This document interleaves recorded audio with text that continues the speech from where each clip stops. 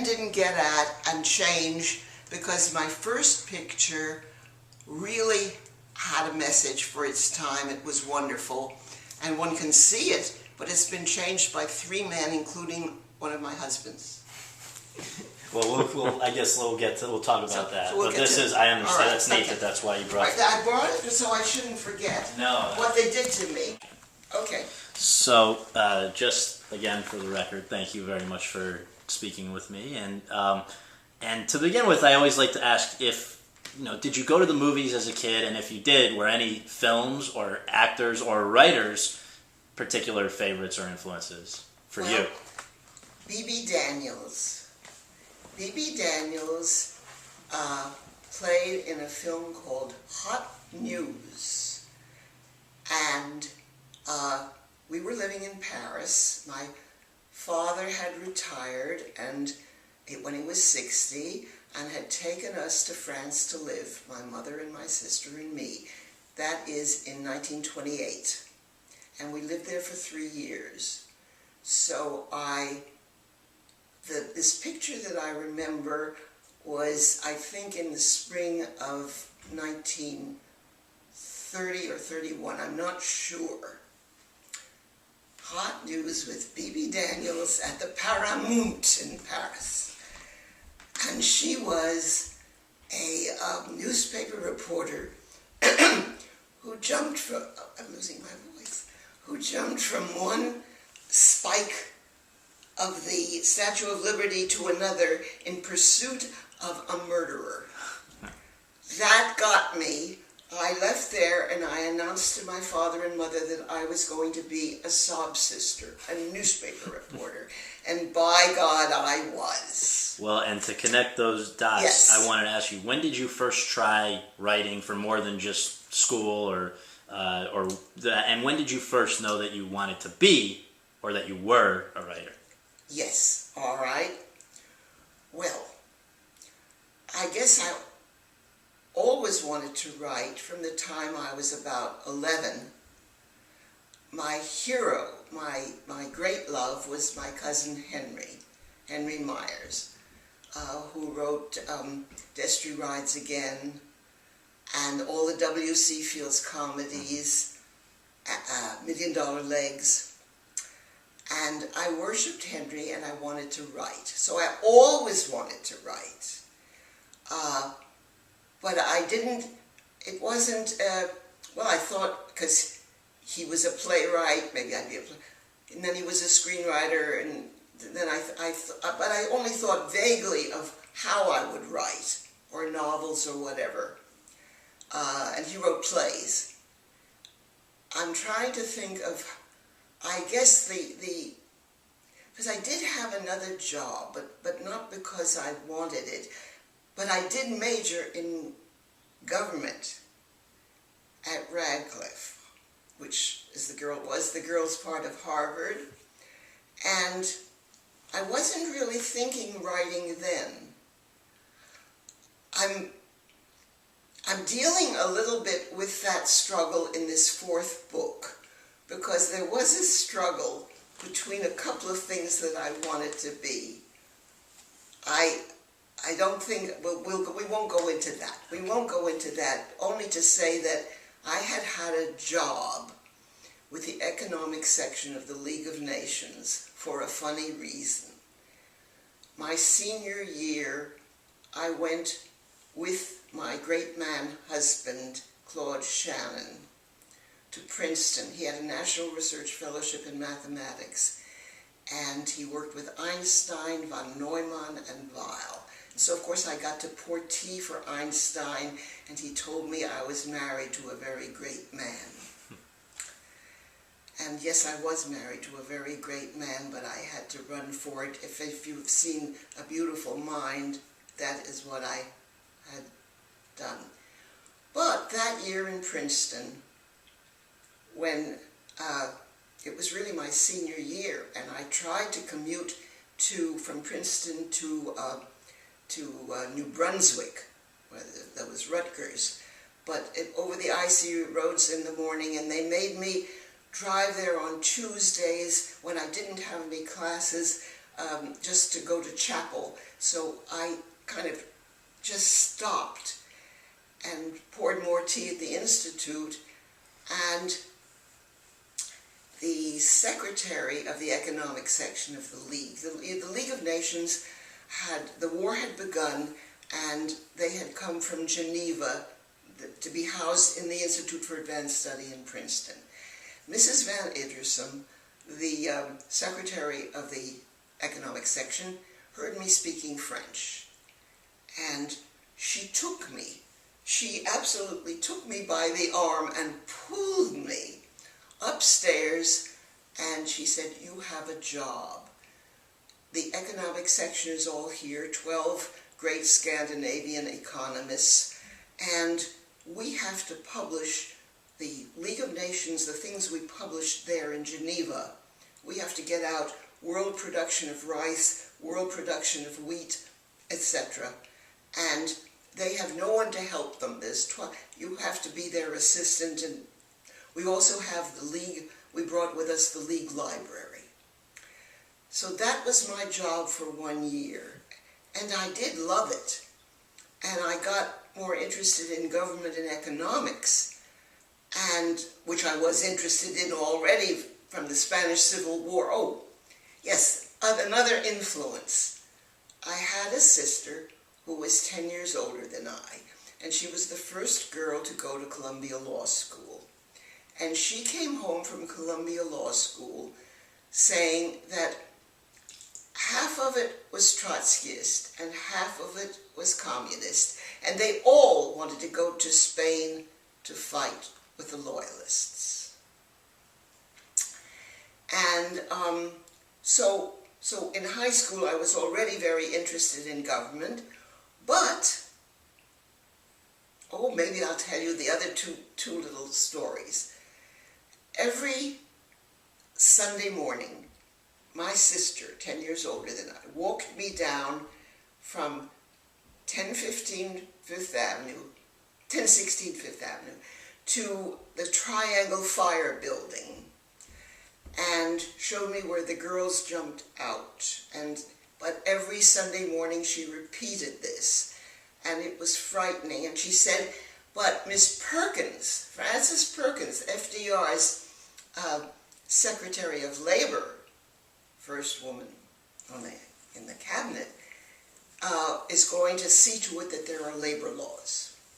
So there was that, and there was my sister's influence and political and major in government and But my sister finished the walk in the Metropolitan Museum of Art, which was opposite where we lived. And we went straight to the Renoir room, where my sister sort of paid homage every Sunday morning, because Madame Charpentier,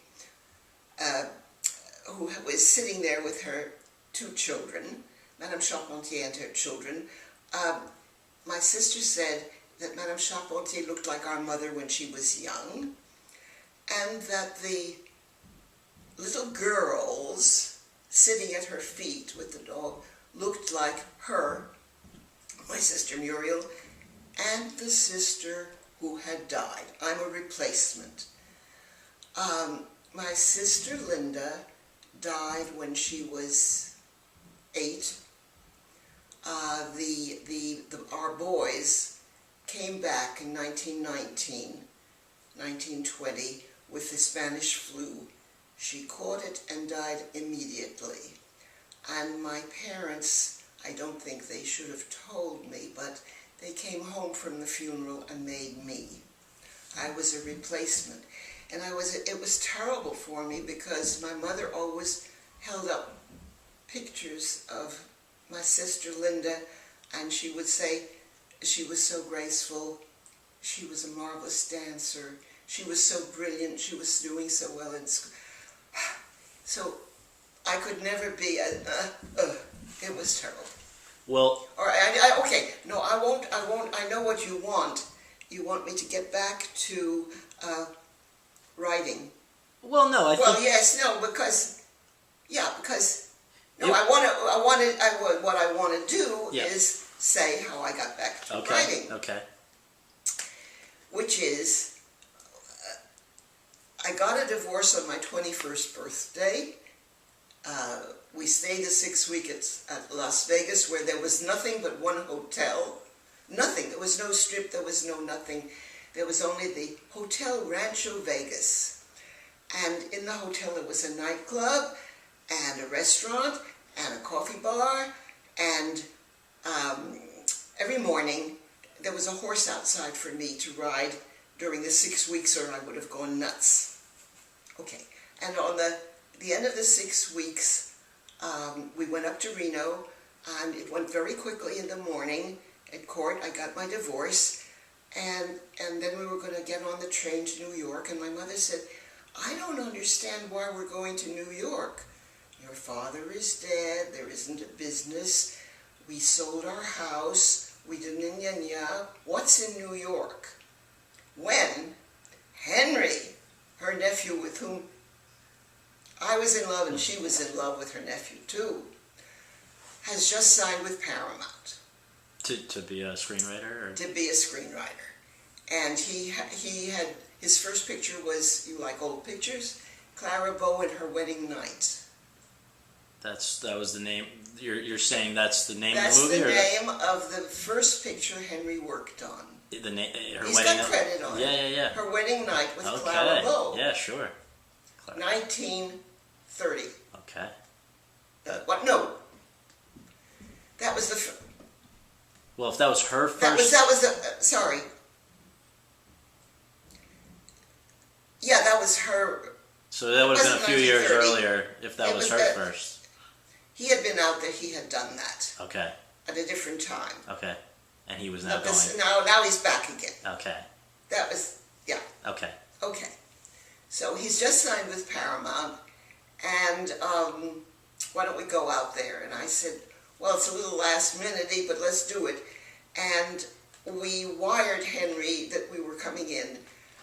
Remember, it was my 21st birthday. He got us off the train at Pasadena and installed us at the Beverly Wilshire. And he said to me, I'm coming back for you later. And he did. That night, he came and took me to my first Soviet film, Chapayev. So, when he opened, Soviet films weren't shown in movie theaters at that time. Mm-hmm. We're talking September 15th, 1941. He opened the doors of what was, and I don't know if it was a veterans hall or a fireman's hall or what it was, but it was a hall they had rented to show the film. And he said, this is the Hollywood progressive community. And my God, here and there and there and there, I saw faces I knew. I saw Bogey and Baby, and, well, on and on and on, but not so many, because and I didn't know writers and directors' faces, but there were hundreds of people. And after the movie, Henry took Bernard and Hetty Voorhouse, Bernard who later became a director and friend and lover, and Vera Caspary, who had just written Laura. Oh, yeah, of course. And her friend. And we went to the Trocadero, and I had my little celebration there. We drank champagne, and Henry said, and Norma, you're going to go to the School for Writers.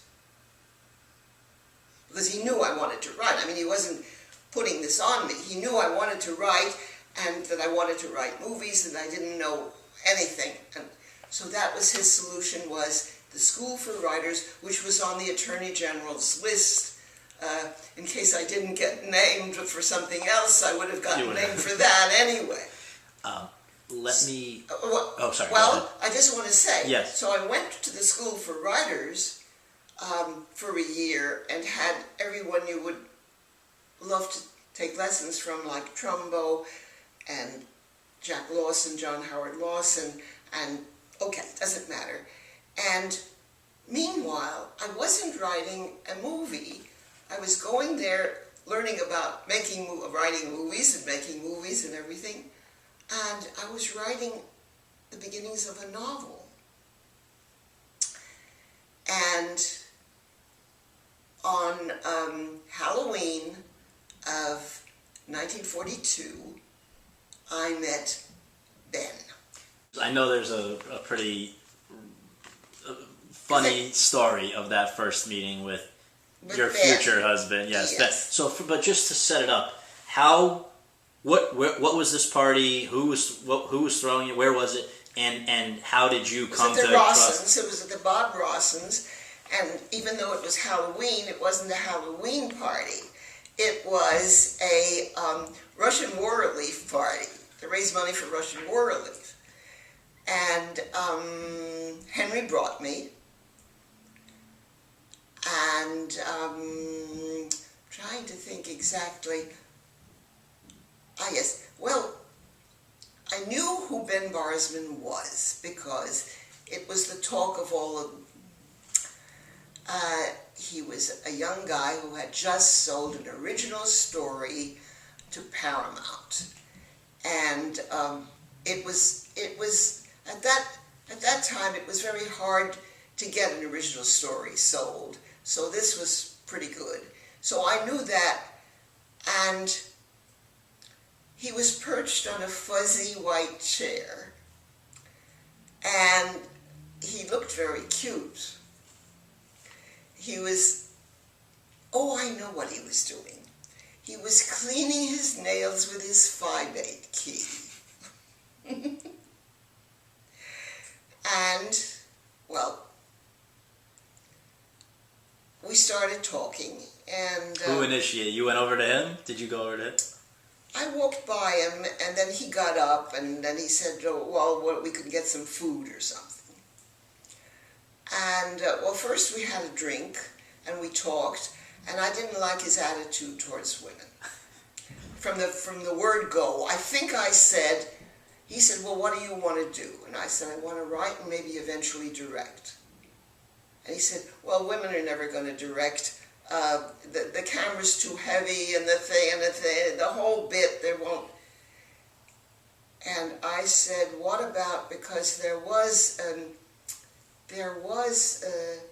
an actress who was directing, Ida Lupino. And yep. Was directing. I said, well, what about Ida Lupino? And he said, woman, I said. So I already was, I liked him, but I didn't like him. And he said, well, why don't we get some food or something, at least a little dessert or something. And I really don't know how could I do it, but I did it. They said, would you like some meringue pie or something? And I said yes, and I put it in his face. And then I thought, oh my God. And also, I have to admit, I felt I had ruined something for myself. I liked him, and I had ruined it forever. And Bob Rossen came over and took Ben out to clean him up and so forth. And Bobby and Jeannie Lees were horrified at me for having done it. And anyway, so I did not expect him to phone me, but I kind of stayed near the phone just in case. And he did phone eventually and said, do you want to try my cooking? And I said, what'll I bring? And I said, and then I realized he might say dessert, and then I would remind him. So I said, oh yes, okay, wine. And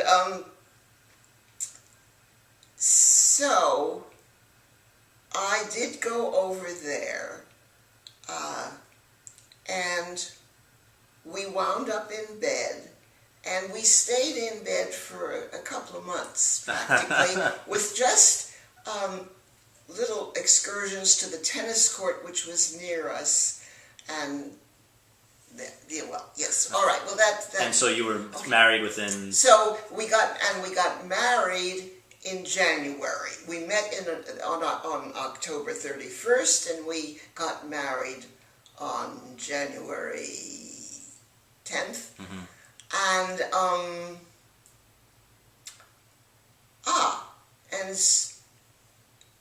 I'm trying to think what made me look for the newspaper job, because it was right after that. After I got married. Okay. Well, how was, now when you were married though with this person who he'd had some questionable thoughts about what women should do, did he want you to be working at all, or did he not?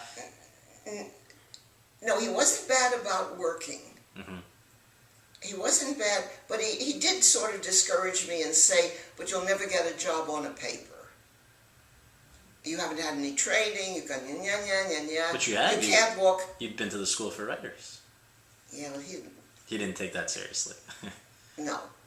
And he said, they're not going to take a newspaper reporter who hasn't had any experience and doesn't know her ass from her elbow. So I wrote 4 letters besides the Times and the Examiner. There was the Daily News, Manchester Bodie's Daily News, which was a lovely paper. What was the 4th one? Well, the Some LA Hollywood Times? News or something. No, there was the LA Times. There was the LA Examiner. There was Manchester Bodie's Daily News. Maybe the and there was a Hollywood 4th Reporter. little paper. Yeah, okay. I forget what it was. Mm-hmm. I wrote 4 letters and I only got 1 answer. The others didn't bother to say no. I got a phone call from Jim Richardson, the editor of the Examiner. He said, I like that thing you say about yourself. I write like a commando fights. I like that. Would you come down and see me? I said, sure. I said, when? He said, now. And my hair, you know, and what I said, now, he said, come down. So I drove down, and, well, he was a wonderful guy. He was a scary guy in the beginning, and then it turned into a wonderful guy. And what was even scarier was that he said right from the start, I don't want to hire a female. Can you imagine, he said, in this sea of guys, look at them, and they looked around, they didn't want a female there either. He said, but I trained 2, and they're off to war, so I'm going to take a chance on you. And he said, in the beginning, don't worry, you'll just be taking dictation from one of our reporters outside, but you'll catch on. And you know what happened at the end of the first week, when he was going to fire me. Yeah, well, I did, and I know, but I'd like you to share what was said, because I think it's a great comment. I had rotten hours. I came to work at 1 in the afternoon and was there till 10 at night. So I ate supper across the street at Betty's.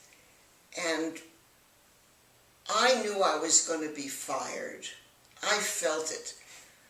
For one thing, when you take dictation, because the noise of the city room is tremendous, and I was saying, what, I wasn't used to that either, and I didn't catch on to, I was just frightened, and also, the guys made me feel so terrible, but so terrible.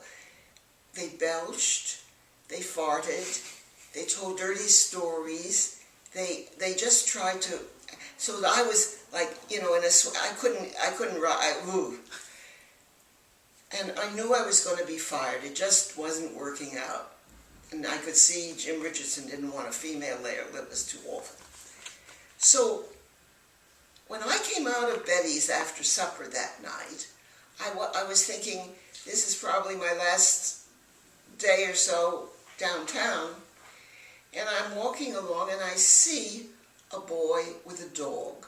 The dog is following the boy. The boy is very tired, and the dog is following right behind him, very tired, and they're walking. So I go over to the boy and say, "What's up? What are you doing in downtown LA?" And you have to realize that downtown LA was Deadsville. There was nothing for miles around. It was quiet. There was nothing but the paper and Betty's to feed us. And he said, "My dog was in the pound. I had to get my dog out of the pound, and I have a nickel for the bus back, but the bus won't take me with the dog." And I said, "Oh, well, why was your dog in the pound?" "My father was killed overseas, and my mother's working in a war factory, and the landlady just sent my dog to the pound." And I said, "Oh." And I said, "Well, come with me, and I'll drive you back as soon as they let me out." And we started to go upstairs, and that great sports writer, you wouldn't know him, but for LA's great sports writer, who was then a cub reporter, said, "Barzman, what are you doing bringing that boy and dog up here? You're going to get fired anyway, but you'll get fired faster if you bring them up." So I said, "Okay, Jim." And I brought the boy and the dog into the photography room because Abby, the photographer, was like me. He wasn't let out. He had to do all the photography stuff in there, and they didn't let him go photograph any news story. So he was very unhappy, and he and I would commiserate. And I said to Abby, "Can you let the boy rest while I write this?" And so the dog, well, I'm telling it in the wrong order. I went and wrote the story, that story about the boy. And I gave it to Harry Morgan, the night editor. And I said, "Could I go home and take the boy back to Santa Monica? Could I take him home?" And he said, "Sure." And he threw my finger on his desk like this. And I went into the photography room, and I found that the dog was a big, soft dog. It was spread out on the long photography table, and the boy was asleep on the dog. And Abby had gotten a wonderful picture of them. I took the boy home. I came to work the following morning, and Jim screamed, "Barzman!" So I thought, okay, so no, I'm going to get fired. He said, "Get into my office," which was really the other chair next to his desk. And I sat there, and he threw the paper at me. He threw the second section. The paper was in 2 sections. Second section, the whole front page was the boy and the dog. Abby's photo of him, which became the photo of the year, was the top half. And Norma's story, with a byline, I had been there 6 days, was the bottom, the boy and the dog, and my byline. And Jim Richardson said, "And now I can't fire you because Mr. Hearst loves it. He wants more like this." And he was miserable. Jim was miserable in the beginning. And he said, "I'm going to give you every cat that goes up a tree. I'm going to give you human interest. I'm going to make you so miserable, you're going to quit." And I didn't. Is it true that there was also... Did Hearst ever make another Yes, comment about you? Yes, he did. When, not Jim Richardson, because Jim Richardson wouldn't do it, but Mr. Van Edish, the managing editor, told... There was a reporter there who wasn't a real reporter. He was like a G-ban. He was like a CIA. I don't know what he was, but he found out I was red. And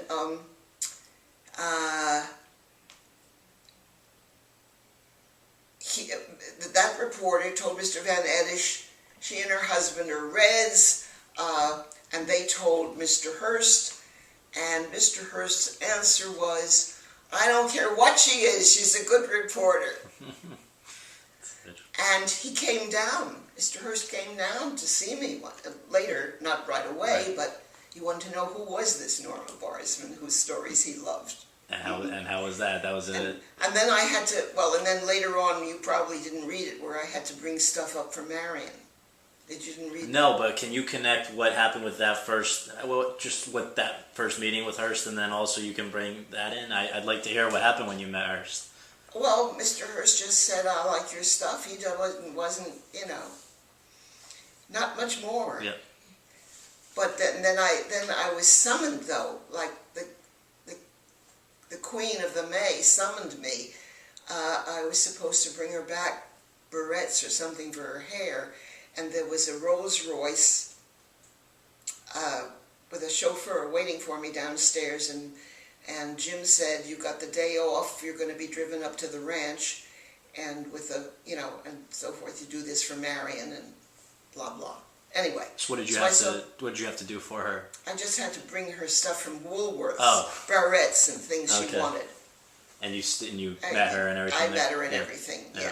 It's okay. You don't want to... Well, what I do want to ask you is how did this evolve into screenwriting? When did you first decide you were going to try to, like your husband now, try to do this? That's right. All right.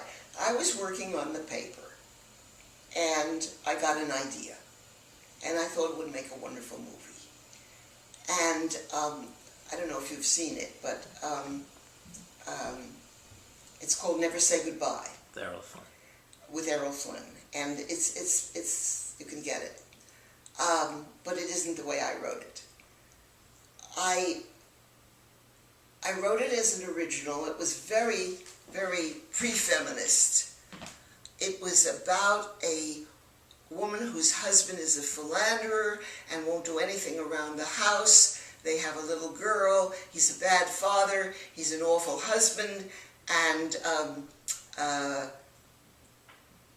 little girl writes to a soldier. I think I wrote it in 1945. And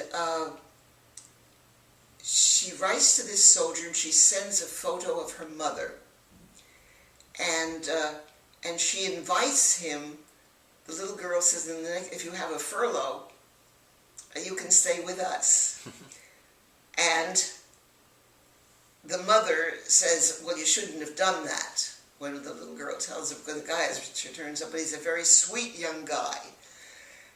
And he's very helpful around the house.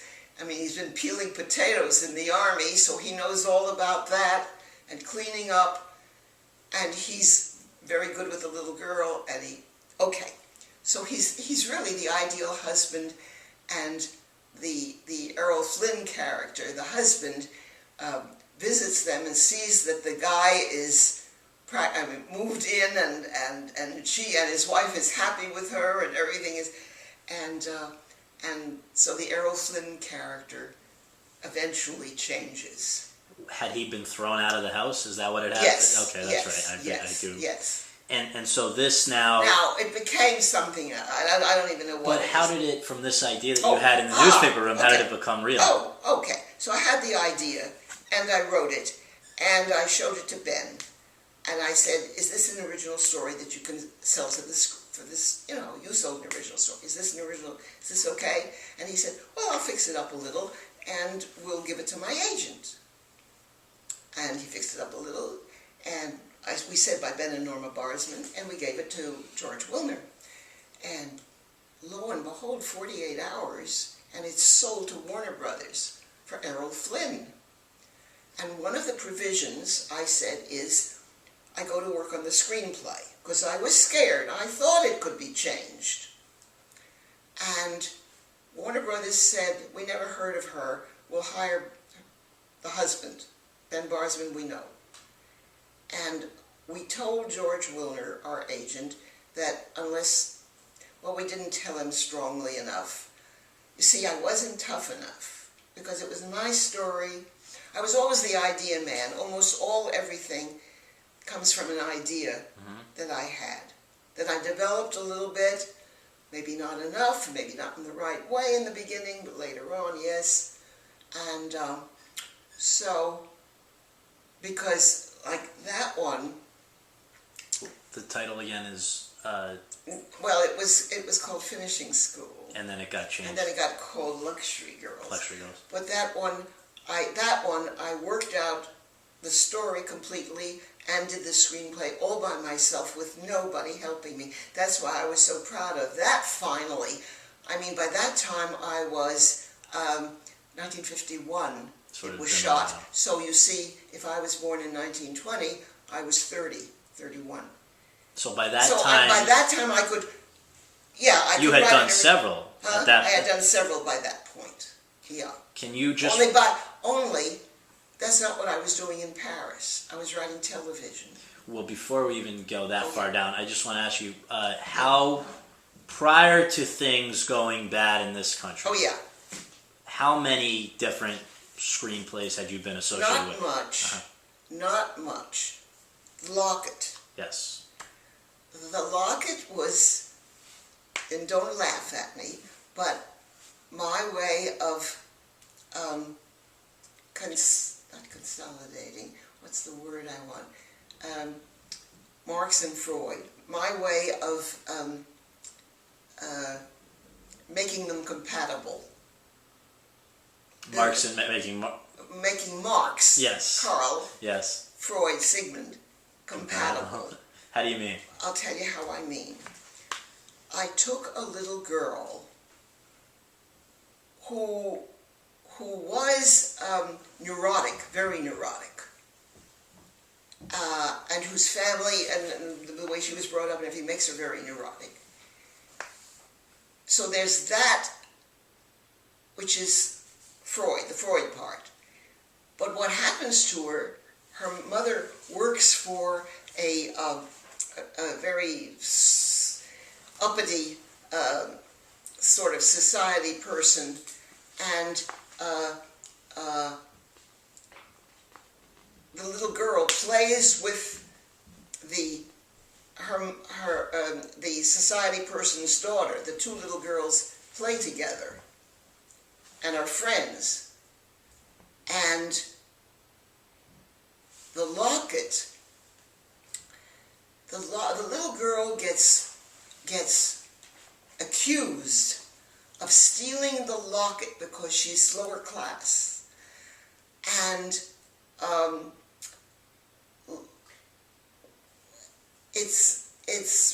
well, she gets more than neurotic by the time the picture she's grown up. And so, I mean, what I wanted to show was the elements of sociological elements and the psychological, how they made that little girl become a mess, a psychotic mess. And that's Lorraine Day. Do you know that picture? Lorraine Day, right? Yeah. Did you see that picture? I think it's something. There's on Turner. Has it been on Turner? Yes, yeah, that's where Turner. I think I saw it. Yeah. So what I now want to do is pause for a second from the work and no, and ask you the question that I think you didn't want to be asked at that time, but that just you've talked about in other interviews, just for people's understanding of what. Well, let me. Politically. Yeah. Well, let me put it this way. Politically. You just really to understand what kinds of things might have got you on the radar of people who were looking to shut you down. Yes. You know, and so to put it, let me just phrase it this way. I'm very open about. I've seen that in other interviews. I'm extremely open. Well, the way I was a communist. I was a member of the Communist Party of the United States of America from 1942 to 1949 when I left the country for 7 years. And I'm very proud of everything I did for those 7 years. And I can list some of the things for you. Please. Because we got those young boys, the Scottsboro boys. We got money for them, but it's not the Los Angeles ones, the Zoot Suiters.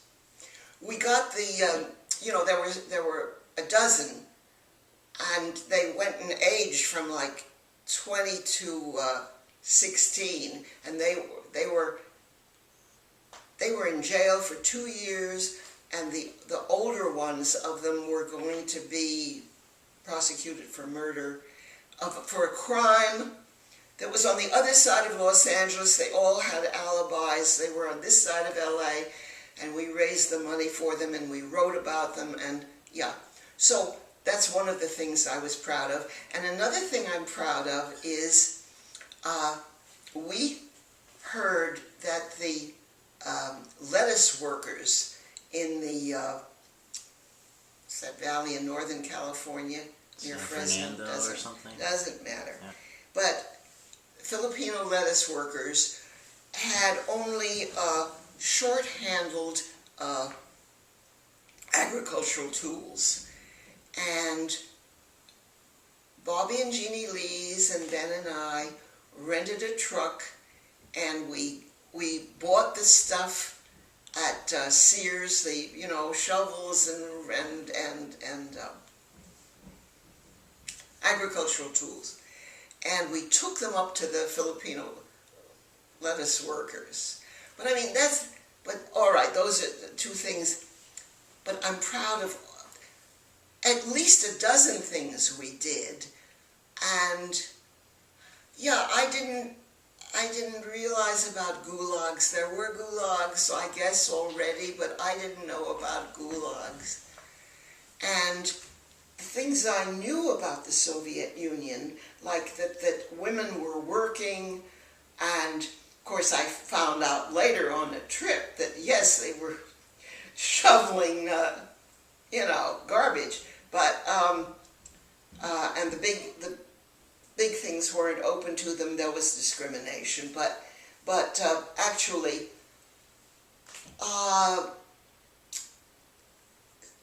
what was it called? Soviet Union Today. There was a magazine that they sent, and a lot of it appealed to me. I figured it was a much more equitable society, and frankly, today, when you know that how many billionaires there are and how many millions are jobless or thing, socialism seems to be an economic system that might work a little better than what we've got.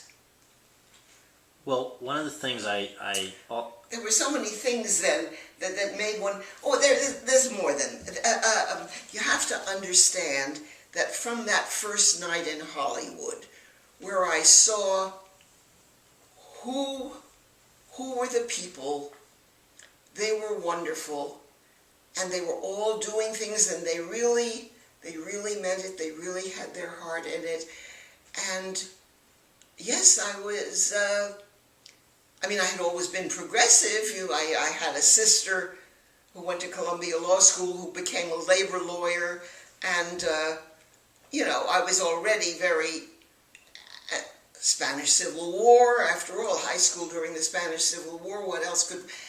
And I don't think anybody can understand what it was if you grew up during the Depression. It wasn't like now where they say there's some homeless. Every corner was a family without, homeless, foodless, healthless. It was a horror from 1929, and fortunately we were in Europe for some of those years, 29, 30, 31. We came back in 31, and it was still awful. We didn't realize. You had left before the Depression, so this was seeing it for the first time? We left in 28. This was my first sight of it, and that was a shockerino. So, to what extent... Oh, there's one more thing. Okay. Yes, that was a shockerino, and after Europe, we went out to California, where there was Henry and Clara Bow and all that. And Henry was already progressive. Progressive in this sense then. He was one of the people who was helping to organize the Screenwriters Guild at that time. And so I was amongst many people who were very liberal and progressive and pro-labor, and that's what the period was like, and working for Roosevelt and labor laws, etc. To what extent, if you can think back to this, was your attraction to some of the, I guess what would be called, I don't know if at this time you were formally involved with communist organization or whatever, but with that ideology, that kind of outlook, was that attraction more because of disillusionment with the way things were here, or more because of an attraction to the way things seemed to be under that system? Okay. The whole 30s thing, coming back and seeing what it was like, and going to school in New York, because after California, I think the 5 years in New York at 1016 Fifth Avenue, very hoity-toity, my parents, but they took me to theater every Friday night for 5 years, just the way my sister took me down on that walk. And theater in New York in those 5 years is the best of Broadway, those 5 years. And besides the Maxwell Andersons and the Sidney Kingsleys, there was the beginning of Clifford Odets. And there was, and I was at the opening of Waiting for Lefty. And you talked about Betty Garrett. They just did Waiting for Lefty out in the Valley, and I was invited that night, and I saw Betty Garrett that night. That's only months ago, we're talking, before she died. And yes, I remember that night that everybody in the audience in New York, in what must that have been, 36? Because I went away to college in 37. All the audience got up with the cast and said, "Strike, strike, strike," in New York. And they did it here. It was wonderful. So again... So, all right, now I know what your question was. What was the attraction to communism? Really, it was an attraction to socialism. And my sister was smarter than I. She was a socialist. Why was that smarter? Because she didn't trust, I guess she knew about eventually she knew about the trials and the thing, and she knew it was she began to see it was a dictatorship, and it was, and it was horrible.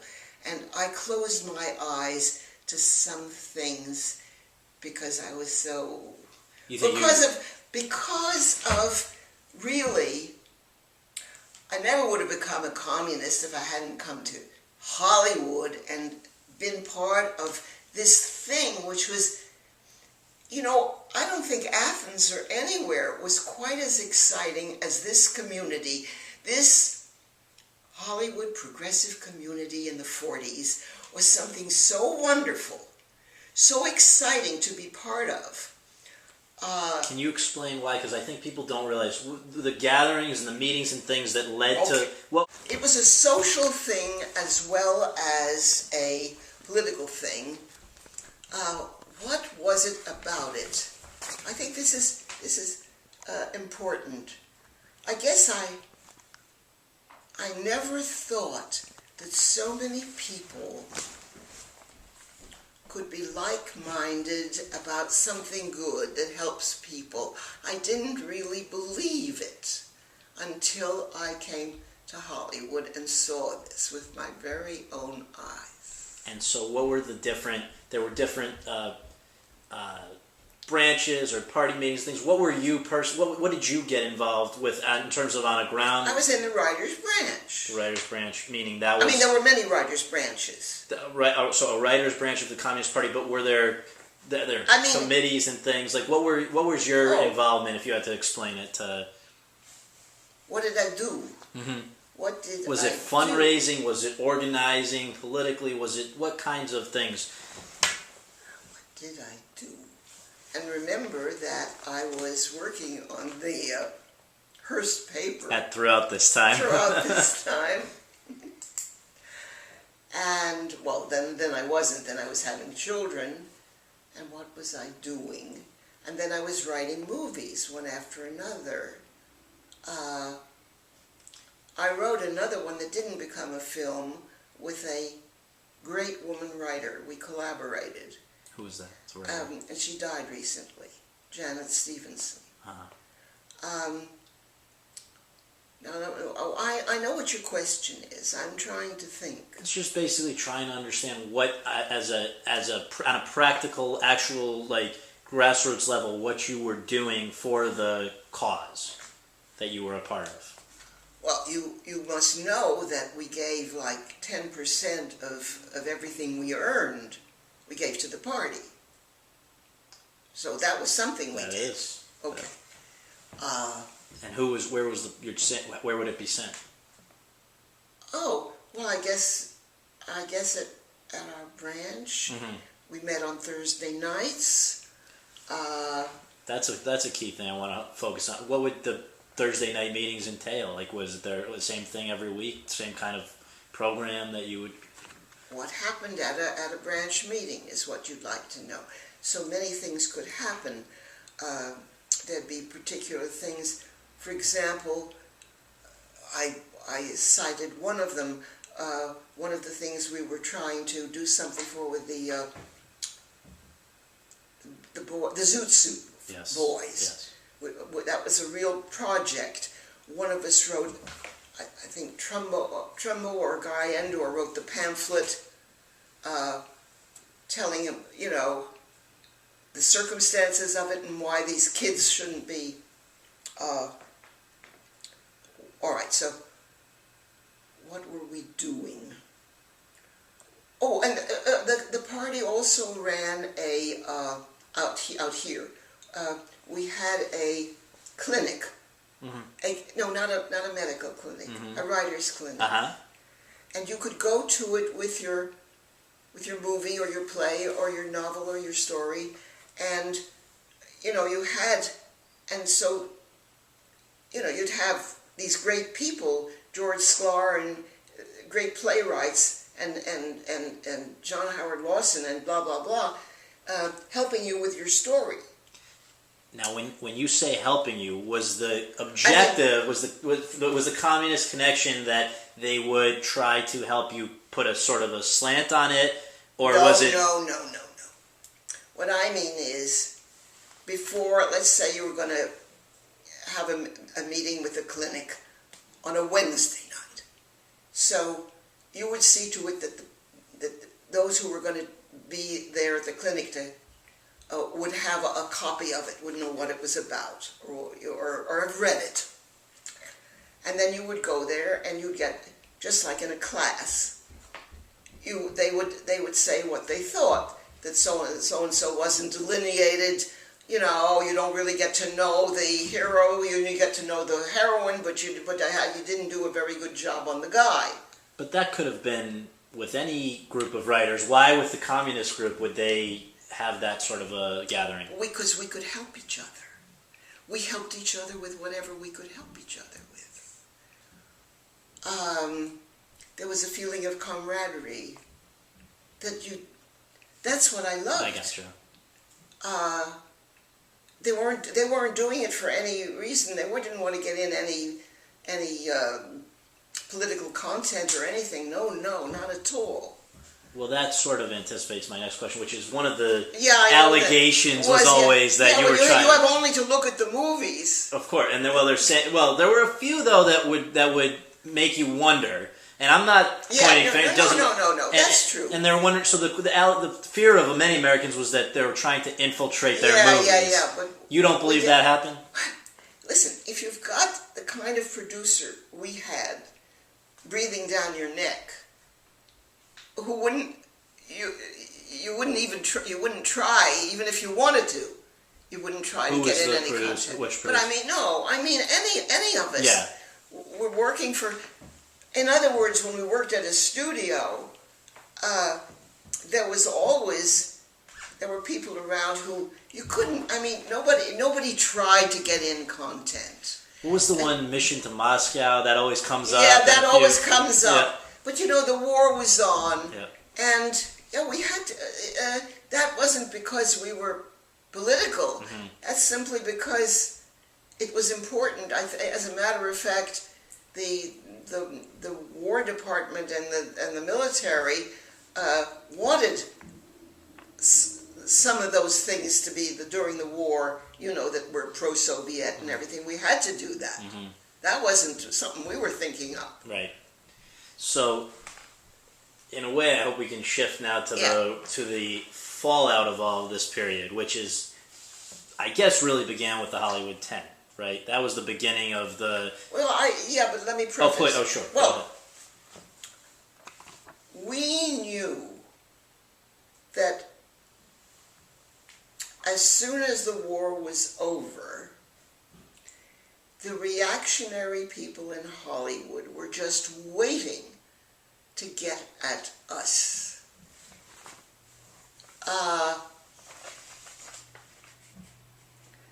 And as far as the studios were concerned, which is very important, it's the most important, and so you ought to read that part of the Inquisition in Hollywood. The studios had tried to make a company union kind of thing. There were two big efforts for them to keep us from having our unions. This is where you guys went on strike, and there was outside the gates of the studios, there was... Well, that was later. Okay. That was later. But I don't know if you know it, but the Academy of Arts and Sciences was originally, in the very beginning, they started it thinking it would be a sort of a company union that would prevent the workers in the industry from striking and so forth. Mm-hmm. And aside from you don't have to talk about the Academy. Yeah, just forget that. Okay. I'm a member of the Academy. Don't worry, people don't know that. But what's important is this. The heads of studios and the people who ran the studios, were very, very upset at the gradual laborification, you know, that went on, that Henry was a part of from way back in the 30s. It happened during the 30s as America unionized, and many reactionaries in the studios, in commanding positions, wanted to make it impossible for the unions to operate, and they were waiting to jump on the people who were labor people, union people. It wasn't, they weren't even thinking in terms of communists. Right, just organizing. All they were thinking of was, yeah, we've got to get rid of them, and we can level at them something. They found that since the Cold War was beginning, well, we'll call them that, even if they aren't, because thousands were not only not communists, they weren't socialists, they weren't anything. They were just people who signed a petition for something decent. Such as, just to give a few examples, yeah. Can you mention a few examples of those things that they might have petitioned? I'm thinking of like water, you know, the Los Angeles River and the water, the things like, you know. So now, why though would somebody who did only those sorts of things, not just go and say, I'm not a member of the Communist Party. Is it on principle that you don't want to? Well, wait. Okay. What happened was this. It was much, much bigger than those who were members of the party. Mm-hmm. There were hundreds and hundreds and hundreds, and really thousands, probably, who were at one with all the things that locally, I mean, who wanted better labor laws, who wanted all those things. And they signed petitions, and they worked for things, you know, and they gave money to things.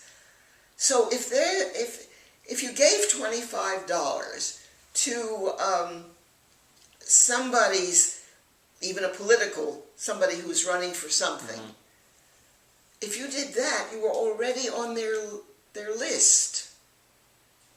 I'm not talking about people like me. I'm talking about many, many others. And so the blacklist got to be much bigger than just people who were members or sympathetic.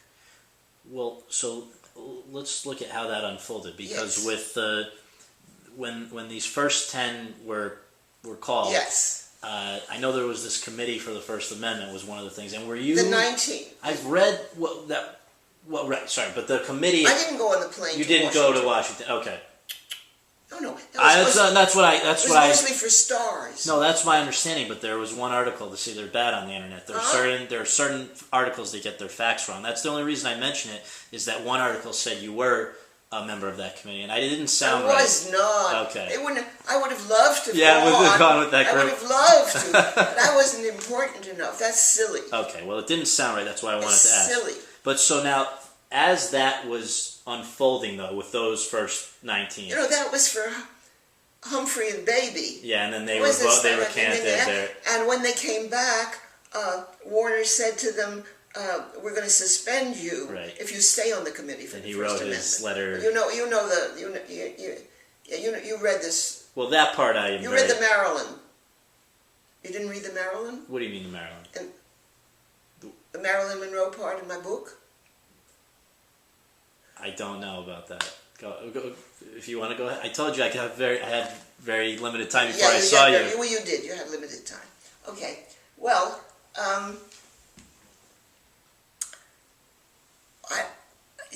people love this story. I mean, you don't have to have it. If you'd be willing to share it, I'd love to It's hear it. If just it's a that- great story. Well, of course I know this part. Of course I know. Everybody knows. It's even on the cover. I of the didn't book. realize. Well, this because at that time When she was in wore- Maryland. She wore. That's why. I would She say was I know. Norma. Now, but you're You're going further ahead than I want to get there still. But you see, I did it. Oh, you did. All right, Okay. okay. So all right. So what I just wanted before. Yeah. Did that didn't happen before the Hollywood before those first people were called? Happened long before. Did it? Okay, because I'm trying to understand the chronology here. So maybe I'll go ahead. I'll tell you precisely Okay. when she came up the hill. And was this before The, Groucho? no, the 19 had been called Okay. in September, and she came up our hill in October. So okay, it was so. But so it's before but she came up the hill before the 10, between the 19 and the 10. Okay, so then I do want to ask this one question first, Yeah. which is that when those first 10 Yeah, began to happen, yeah. did you sense that this was about to be the beginning of something a lot bigger than just those first people? Did you see that it could get bad? We didn't really believe it, that it would get so bad. But when there were the 10, I'll tell you when when they got, and the 10 got called in contempt of Congress, and when they were going to be tried for contempt of Congress, then we knew it was serious. We didn't, when they were called just to testify, we knew it was serious, but we didn't know it was going to, but right after in November at the Waldorf, the Hollywood 10 were blacklisted. And by the way, Sam Goldwyn did not want to be part of it. at the Waldorf. Did not want to be a part of blacklisting. Part of the first blacklisting is the blacklisting of the 10 themselves. Right. They are not going to work, and in fact, they are not going to be allowed into the studio gates. Any studio gates. That's what they decided. Sam Goldwyn said, no, that's not right. And eventually they convinced him to just go along with it. So there you got maybe a slight sense of what was coming. You're saying not the full magnitude. So when when they were blacklisted, when our friends just couldn't work, that was it. Then we knew something bad. Now that was November when that meeting happened. Yes. You're saying that in October you started to get your personal heads up that maybe it's going to affect you. Which came first, Groucho or Marilyn? Just a second. Yeah, take your time.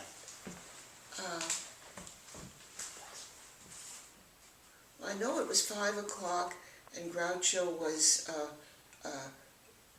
pushing the pram up and down. He lived opposite, to the left of us, opposite. And he used to come out end of the afternoon and... You knew him? Yes. Not well. Mm-hmm. Just like we talked to him. Yeah. Because he used to come out with the pram and he'd make jokes and we talked to him. And that night he was very strange with us. I'm sorry to answer your question. Did she come right?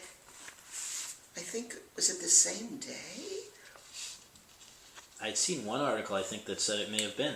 I think it was the same. Yes, he was acting strangely. I think he had come up the hill to home and been stopped and been asked about number 1290 where we lived. That's it. It was like it was about an hour. She was going up to a cocktail Marilyn, party. Norma Jean Baker. Norma Jean, okay. She was going up to Judy Garland's cocktail party at around 7. It was light.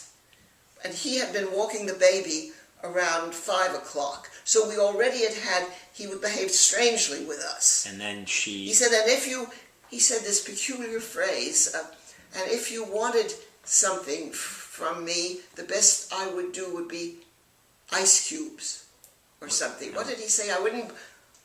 Couldn't. Oh, well, it doesn't matter. It doesn't matter what Groucho said. This was where I did read this, and it was just something that... Now, what do you think he meant by whatever he said? What was his implication? He meant something about you... Yes, I wouldn't help you. I wouldn't... I don't want to be involved. Was he being rude, or was he being... He was being... What was he doing? You mean, was he really warning us? Was he being helpful or being stay away from me? No, he was really... Listen, almost every night he walked the thing and we chatted and he was lovely, but that night, late afternoon, he was peculiar and didn't want to chat with us. And did he ever... was that the end of chatting with him? Yes. Okay. So he was sort of severing the tie. The sheriff's cars were at the foot of the hill. He had been stopped. He didn't tell us that. Yeah. But I assumed that how could he know anything except what she told us? Now, which was every car that came up the hill. This is who she is. This is now, let's take it. Marilyn. Norma, well, you didn't know who she was at the time. Set the story for us. All right. I am sitting on the lawn with Ben. We didn't usually do that, but there was this hot Santa Ana wind blowing, and we had sent the housekeeper off with the kids to the beach to get a little fresh air. And she hadn't come back with the kids yet. So we were sitting on our lawn, which we never did, but waiting for our kids to come home, for the car to come to the driveway. The housekeeper had a car. Yeah. And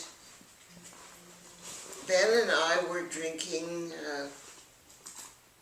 I don't know if they were Cuba Libres anymore, or gin and tonic, or what they were, but we were drinking cool drinks. And suddenly,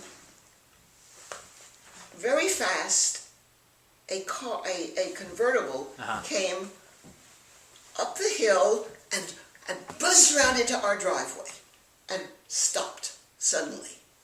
And there was a beautiful blonde in it. And she just sat there, and we looked at her. We didn't know who she was or what this was. She sat for a long time, and we sort of turned that way and said yes. She got out of the car, and she was very hesitant. She walked a couple of steps, and then she stopped. And I said, "Come on, what is it? You need something?" She said, "Well, I think I should talk to you." And she was very nervous, scared, beautiful, and she said something about, well, she made light of it. You just looked so, with your drinks, you just looked so relaxed, looked so nice. I said, "That's not it. It's not because we're enjoying our drinks and it looks relaxed. What is it?"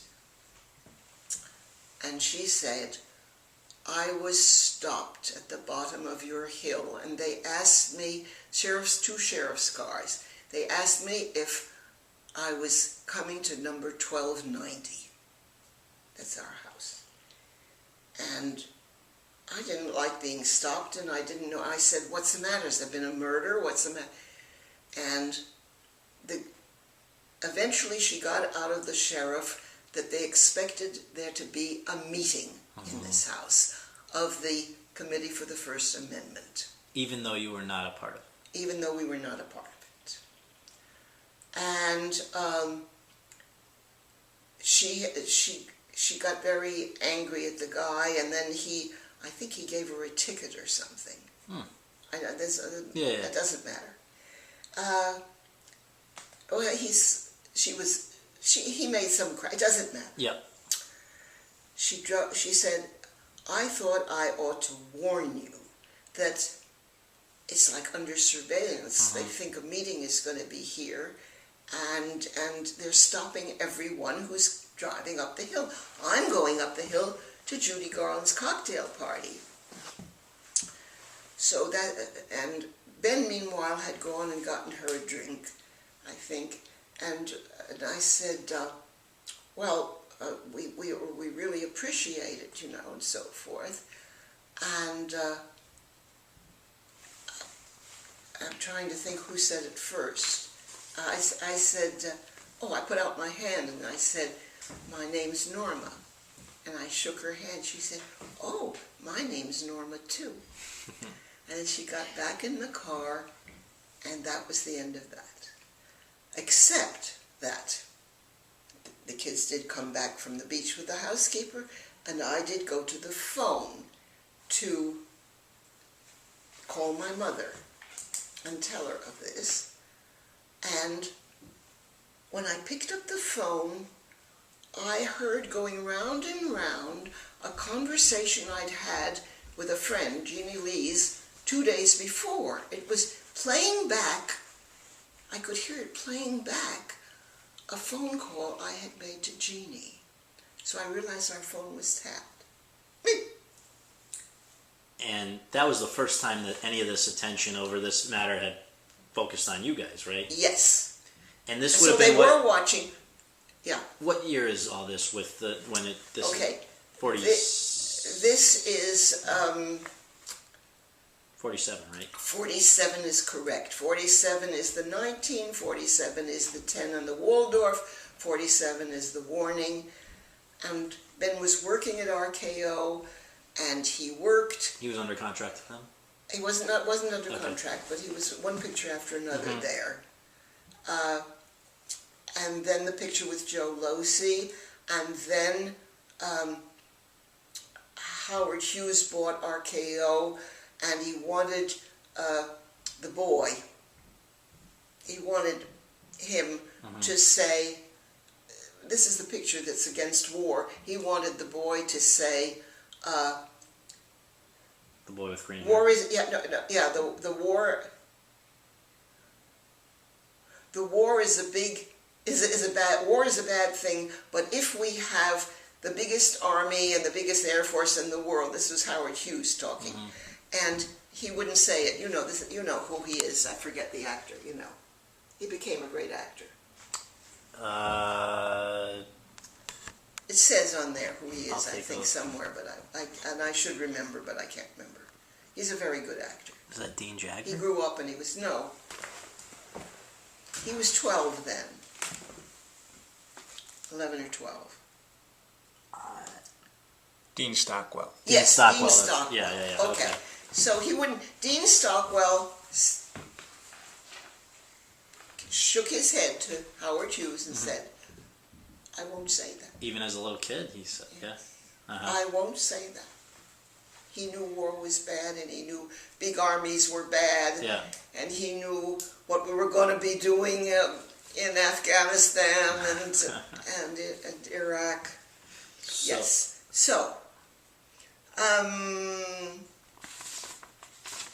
okay, no, I'm just thinking, and Ben kept on working, and Ben what's important is, Ben kept on working and was working in December of 47. 40. What's his name? Dory Sherry got to be the head of MGM and took Ben. RKO.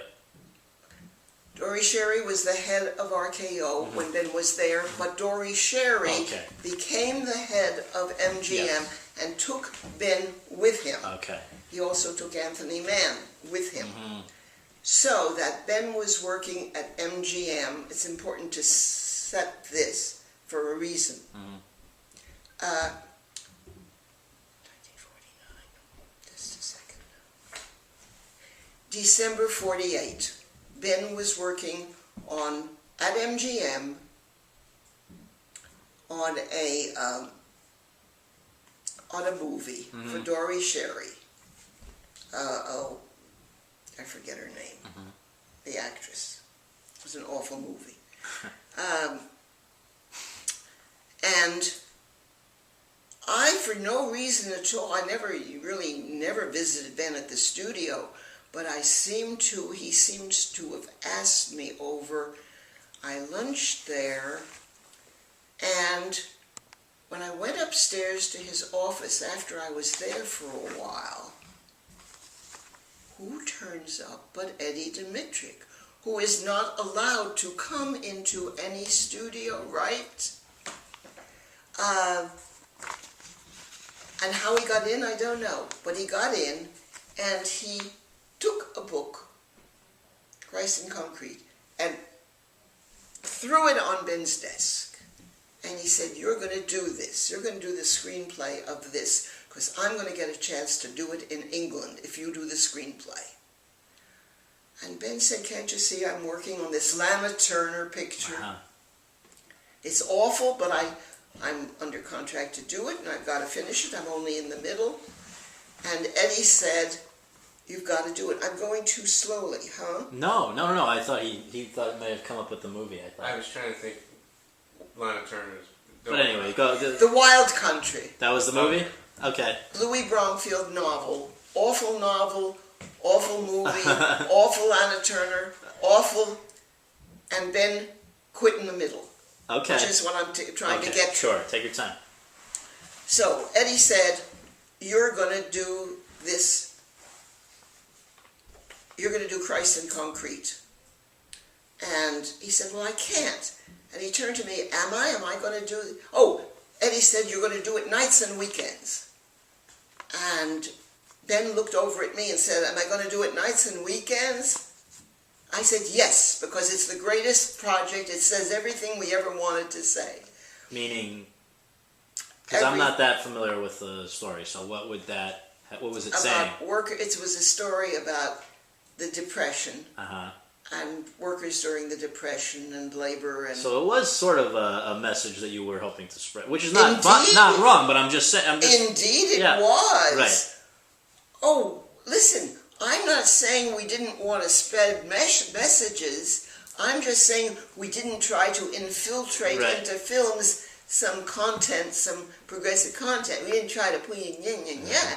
But my God, everything that we did had a progressive side to it. Okay. Right? I guess so. I mean, yeah, I didn't. we didn't want to work. Sometimes one was forced to work on something that wasn't particularly Substantive. anything. Yeah. It just wasn't anything. Yeah. Okay, so Eddie said, well, you go ahead. And Ben did work nights and weekends, and he got it done. And when he did, and I typed it, I didn't change much. I was instrumental in doing something very good. I did say to Ben, yes, you'll do it nights and weekends, because this is, ever since high school, ever since all through college, this was the great American novel for me, and this needs to be made into a film. Dmitrik never, meanwhile, told you how he was there in the first place? How he was How he got in? No, I never found out how he got in. He must have, well, I don't know what he did. Hadn't he, after getting out of being in prison, he actually... No. This is before. Okay, but... He didn't go to prison. Yet. Yeah, okay. He didn't anything. Forget I said anything. Keep going. He didn't anything. Okay. He couldn't, he was blacklisted, he could not work in America, therefore he could work in England, therefore he had found himself a producer and a project so he could work in England. And he had gotten Sir, oh God, you know, the English producer, Arthur, with a bong, you know that. Okay. Arthur Godfrey. Huh? Arthur Godfrey? No. Okay. It's there in case we need to look. There was a J. Arthur Rank? Or J. Arthur Rank. Yeah, okay. That's the Arthur. Okay. Okay. He said J. Arthur Rank has, this was before he was knighted, has promised to shoot it if he's got a good script. If you do the script, and it's a good script, so work. And I said, Ben, you'll do it. And and I'm not going to tell you what I changed and what I did and on this. No. But I made it palatable. I made it possible. How do you mean, though? I'm not going to. No. But when you say you make it palatable, what was unpalatable about it before? Ben was pacing up and down, trying to think how to write it. Yeah. These were Italo-Americans. The guy who wrote the book was the son of an Italian bricklayer who had come to America, right? And the way the Sam Wanamaker character talked was Ben couldn't find a way they would talk. And I said, well, they're really talking Italian to each other, and you don't use broken English. You know, first he was going to do I got a love for Angela, I love Carlotta too, I know can marry both of them, so what I going to do? He was going to do something like that. And I saved it by saying, they're talking beautiful Italian. And so when you translate it into English, it's beautiful. And it's written that way. And when he didn't get it, I made it that way. Okay. So, okay. And it won first prize at Karlovy Vary in 1951. No, 1950. 1950. Yeah, because... Sorry, 1950. No, it couldn't be 51. I couldn't go anywhere Right. in 51. My passport was taken in July 51. Okay, wait a minute. We have to... Listen, you guys, I don't have anything to feed you. That's Wait a minute. Let me think what I could feed you. No, you haven't had lunch. You don't have to No, it's worry terrible. about It's us. 1 Don't o'clock worry. and you haven't even... Yeah, you haven't had lunch. We got to let you have a break. No, if you want to. I don't need a break. I don't need a break. We're okay. I want to. Why don't we do we'll why wrap don't we up, do this? it won't be Let's wrap it up. Okay. There's not Can much you more. stand it without eating? Oh yeah, I'm fine. We're fine. I'm not even hungry, because I'm No, overworked we're out. fine. We're fine. Okay. All right. So here's what happened. He finished the script. He called Eddie. Eddie came over with Rod Geiger, the producer, and they sat there like that, and they read the script, and they finished it. They got up. They didn't say it's good, it's bad, it's indifferent. They got up and they said, we're leaving for England. Which meant it's good and we're going with it and see if we can get right. And they went. And the next thing we knew, a phone call came in the middle of the night, because in those days, people didn't know the time. Yeah. It was Eddie. And he said, and this is a great story. This everybody loves to use. Eddie said, we've got a deal, but you guys have to come. And you have to come immediately. You have to come on the Queen Mary next Wednesday from New York. This was, I forget what day this was. It was like Friday. We had to take that meant taking the chief, you understand, and getting on the boat, right? Okay. So he said, Ben said, well, you didn't have any trouble with it? And he just said yes. He said, well, there was a bad moment, Eddie said.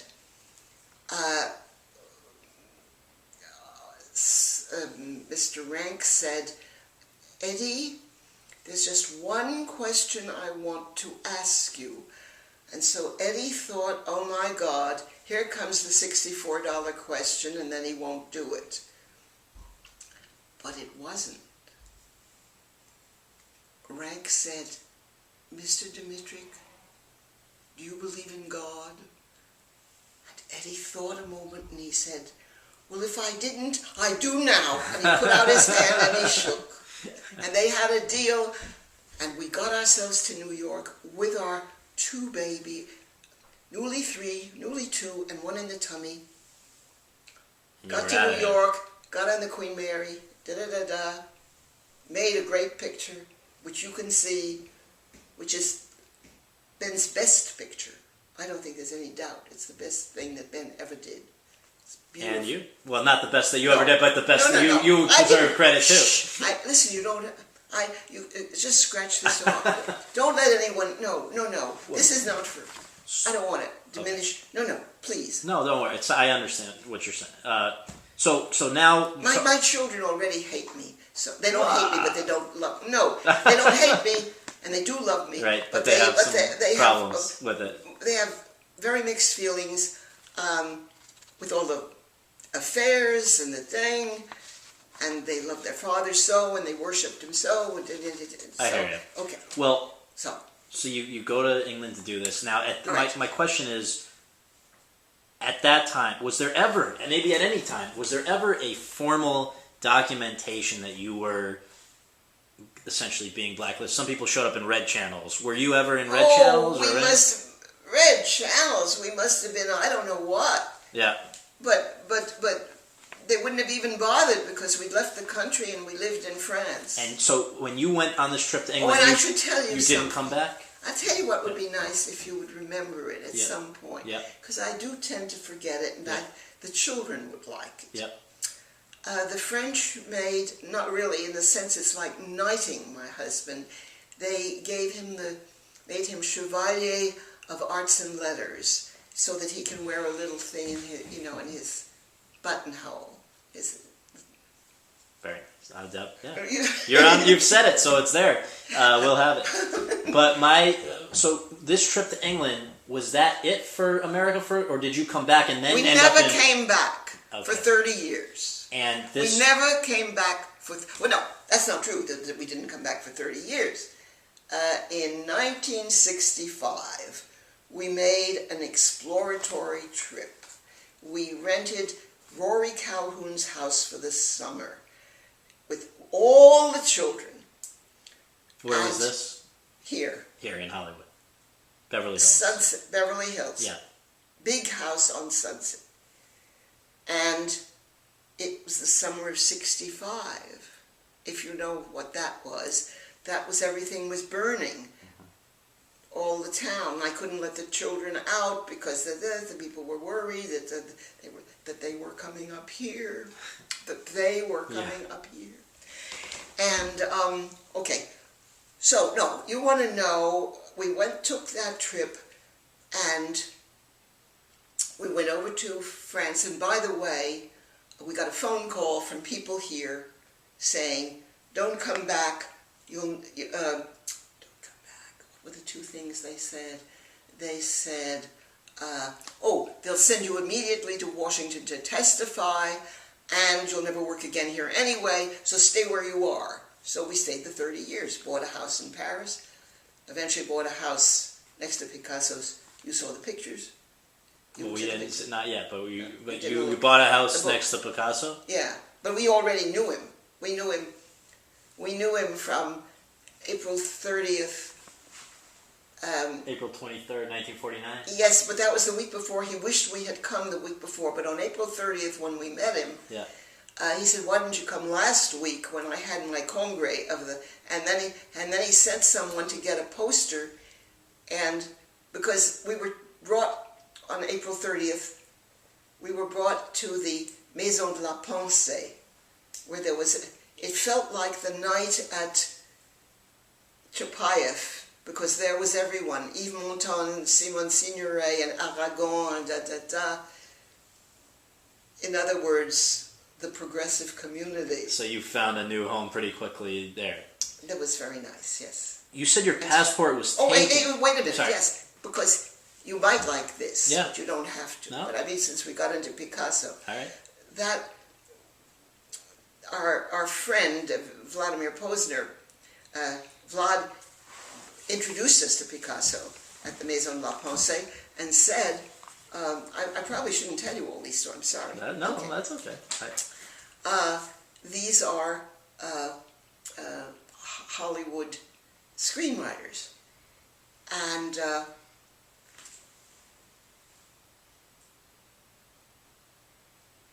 Picasso said, exilé, exiled. And Ben, who was not very tall, drew himself up and said, no, we've only been away from the States for about 2.5 months. And Picasso roared, and he said, exilés who don't know yet they're exilés. And didn't he say something like, and then he just took us like... around. He introduced us to all the people, all those wonderful people, Aragon and Elsa, and said, Hollywood exiles who don't, that's how he introduced us. And did he say something like, exile is just like me? Wasn't he himself? He didn't say just like me, but he meant, what I'll tell you, I know what he said. You see, he kissed me, he went, when we were introduced, he went, Yeah. and he said, you are just like me, that's what he said, Okay. just like me. And I said, well, we're not Spanish and we're not painters, we're not artists. He said, exiles! And that's when he said, ooh! And Ben, that's when Ben drew himself up and said, oh, well, we're not exiles. We've only been away 2.5 months. Just to clarify, so when you left the country, Yeah. that was what, 1951? No. No, that's what I didn't think so. But why did you say your passport was taken in 1951? Because my passport was taken at the American Embassy in Paris in 1951, On taken what, away from me. on what grounds? Well, you know what happened. Well, I understand why they would they have were wanted taken. to, but why? Do you realize what it did to a woman with children and thing? That I had to say, thank God I love France, and that if I'm going to be exiled somewhere and not be able to go to any other country, I would rather be in France than any other. I hear you, but why? So- what right did they have to do that? What right? The Supreme Court, quite a few years later, Yeah. said they didn't have the right, but the State Department did it. Mm-hmm. They did it. They in called you in July and said, 1951. You have to come in and... No, but they tricked me. They sent me a letter saying, at your convenience, we would appreciate it if you would drop by. There's a little thing that needs to be corrected on your papers. And I did. You get a paper from your embassy saying drop in, and I was sit there. And an hour went by, and eventually the vice consul came out, called me over, and she said, well, see, when I got into the embassy, they said, oh, let us see your passport. And I showed it, and she took it, boom, and says, go sit there. And then the vice consul came down and said, we are taking away your passport, and you'll only get it back for one trip, marked for this trip only, when you're on an American steamer an American boat bound, U.S. bound, American steamer, you will get it back for the trip. Did she directly ever acknowledge what the reason was? No. Okay. No. So, all right, is it true? She was named Schneider the Spider. Aggie Schneider. She had purple hair. Is it true that you and your husband once saw somebody who implied that if you were to pay a certain amount of money, you could get out of being subpoenaed? Oh, yes. There was a lawyer in downtown L.A. Before... Martin Gang? Pardon? Is that Martin Gang? Is that the one that... No, it wasn't Martin Gang. Oh, hell. I don't know. It I have to look that okay. up. I forget That's who it okay. was. But a lot of people did get fixed up going to him. How did... so what were you told? The money was to go to Nixon. We discovered that the money... How do you know? Because he smiled when Ben said... Because I forget for how much it was and all. I forget that. Yeah, That's okay. like But there was you were... Oh, yeah. It was implied... It's accurate in the book, and I can't think of it now. That's fine, but the general if you point... read any of this, you can get in the book, and then you get it correctly. I hear you. But just the general point, though, was that if you were willing to pay them off, you could have been freed from your predicament. But Ben was really Canadian and had become American, Okay. you see. So it was extra misery. If you had, before you left the country, if you had been subpoenaed and had appeared before HUAC, and they said the question that those who did go there got, which are you now or have you ever been a client, how would you have handled that question at that point? Well, I know you weren't gonna. Well, I'm not gonna presume anything. What would you have said at that point? If I had been called in, like the others, with the others, I would have stood on the, I would have said it's none of your business. Of course. And now the unique thing about you, in your situation, was that you and your husband would have been in the position of potentially going to jail, and you had kids. Would that have impacted your situation? No, I'm assuming that you mean if we'd been called Not with all the other people later. They did not risk jail. Only those first ones. Only the first 10. Okay, or the first. Right. Okay. Because in 1951, when everyone was named and and then everyone appeared and all that, that would have been when we would have been gone called. to jail, right? And we wouldn't have gone to jail. No. So when are you saying that? When would jail have been an option? Jail, we were not one of the 10. I understand, but I'm saying if And you had after been, that, there was no jail. right? That's why I'm saying if you had been one of the 10. Oh, you're saying if I'd been one of the 10. If you and your husband were here, you both are in this situation where potentially with if kids. I had been one of the 10, I would have done what the others did. If it was a collective decision to do that, maybe if I had been one of the 10, I would have argued and not let them try to keep them from standing up for that, for First Amendment. I don't know what I would have done. Obviously that was not something that... But I never even thought of such a thing before you asked me. Yes. I never would have thought of it. I would have thought that of myself as one of the people named in 1951, what would I have done when I couldn't work anymore and I couldn't this and Ben wouldn't, Yeah, it would have been a difference. Yeah. No, it was really very nice not to be in the United States of America those years. Well, but was it because you've said in another interview, quote, from 1951 through 1956 we were frightened most of the time, felt that our country was spying on us. This is when you were living abroad. They were spying on. Oh, I saw the paper. I asked for my paper. The FBI I got release? it was this thick. This is your FBI And file? I or discovered CIA? that they had been following us around in Paris. Wow. Because they knew every phone number, they knew every address. We moved a lot because it was difficult to get rentals, until we bought the house. We bought the house in Paris in September 54, so from 49 to 54, they were rentals. And they knew every place. my impression from what I've read was that you grew to embrace living in Paris, but that your husband... Oh, well, no, let me say it differently. Okay. I had grown up in Paris. Yeah. I was taken there when I was 7 and lived there till I was 10. And spoke French better than English and loved France and always wanted to go back, and got rudely pulled away because my father thought a French baron was going to marry my older sister.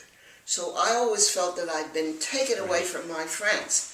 And when we went, Ben would have been much better off in England, but it was through I wanted to make him love France, which he did, and he really loved it. But he would have done better in England professionally. So he was less thrilled than you were to be there. Yes, he could understand French, but he didn't speak it very well, and he certainly couldn't write in French, and yeah. And did you both continue working there? Did you use pseudonyms? Did you do anything like that? I sure did. Okay. Okay. In 1951, remember that in 1950, I wrote that. Yeah, just for but people in 51, in the spring of 51, when everyone started to get named, including myself, there was an influx of Hollywood people into Paris, screenwriters especially, and director John Barry, who directed He Ran All the Way with John Garfield. You like old pictures? Yeah, we talked about That's that a one good yesterday with Norman. Oh, then you would love what I just read in my book that I'd forgotten. God, you would love this if you haven't read it, and I'm sure you haven't, because it was somewhere where you wouldn't have looked particularly. Yes, John was directing French films and directing, okay, it doesn't matter. We didn't call him John, he was Jack. Jack Barry. But for you, John Barry. Okay. John Barry knocked on our door one day in spring of 51 and said he was running all the way, he'd been running all the way. And he needed to shave a shit and whatever the other thing is. Shower, yes. That's what, yes. And, I mean, he was really, he'd gotten out of America. And then quickly behind him, I don't mean literally, came these other people, Tammy Gold, Lee Gold, okay, doesn't matter. Other, yeah. And we formed a little, you read that, about the little kibbutz. Yeah. Little, but this is important to hear from you, like what. Well, it was what I did from 51 to 55, for 4 years. I didn't write movies, I wrote television. I wrote 3 or 4 Robin Hoods, Orient Expresses, about 6, another, whatever, with a pseudonym. Do you remember what the pseudonym was? No, I don't know. They put some name on. They didn't even ask me. This is very important. Yes, I do know. I made up with my mother's. Oh yeah, I took my father's first name and my mother's last name. So that would have been what? Sam Levinson. Sam Levinson. So just very important for people to know. When you decide you're going to try to write with a pseudonym, you had to have, I assume you had to have somebody on the other side who they didn't know that it was a fake person. How would you get paid? Who would you be dealing with? They knew. They knew the Orient Express. They knew. They just didn't care. They didn't want to, they didn't want to know how they were getting this good material. They didn't want to know. Now, that's this whole business I want to tell you because of Jack, because of John Barry, because I thought you would love this. Okay.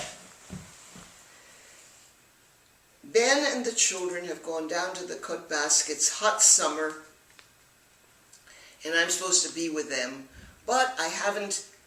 I'm supposed to write an Orient Express with Jack Berry, and we haven't got an idea yet. And he's screaming at me because I'm the idea lady. Screaming at me. And you'll eventually read the book because it's fun. And I don't know exactly when it was. But Ben was getting hysterical that he had the children and I wasn't there, and we're walking along. Oh, so I said, well, let's go to lunch. He said, we can't. We haven't got an idea yet. No lunch. So I said, oh, well, why don't we do? He ran all the way on a péniche. Péniche is in the Seine, those, how do you say it? The boats that... Like a barge? Barge. Yeah. Why don't we do it all on a péniche? A gangster or thief or something takes refuge on a thing that it's a father and a daughter on the péniche. Why don't we do? He ran all the way, and he falls in love with the daughter, and he wants to go straight and everything, but the police. He ran all the way on a péniche, and Jack said, "Now we can have lunch. We'll go to La Coupole." Very nice. You mentioned you were named in 51. Do you know who named you? Oh, a lot of people named me, not just one. Do you remember who they were? Eddie Dimitrik, to start with. Having been one of the original 10, why did he turn? Because when he got out of jail, he had a new baby and a new wife, and he couldn't get a job. And he saw he really couldn't get a job, even after having been in jail. And so he named names, and he immediately began to work a lot. Mm-hmm. And did you ever see him again?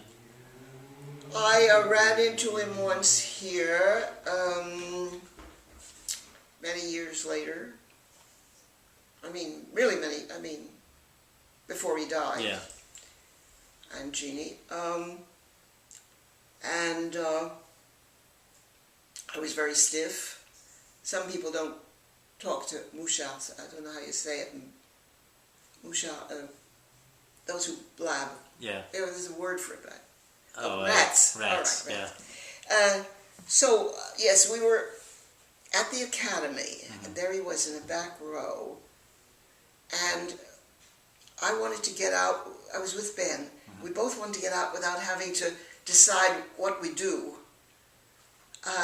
But we couldn't get out. We were in the aisle being pushed forward by the people in back of us to get out, and there were the two of them, right, coming out of their row.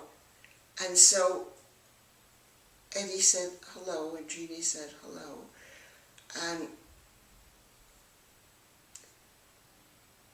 we said hello, and we walked on. Do you know who else named you? Yeah.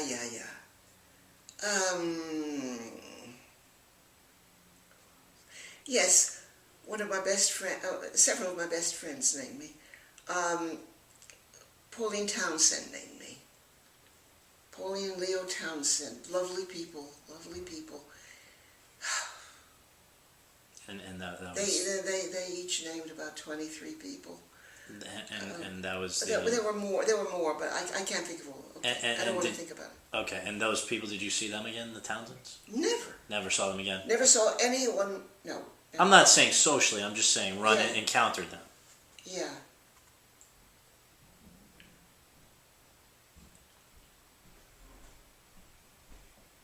No, the wife of a Mouchard, but she didn't moosh. The wife of which rat?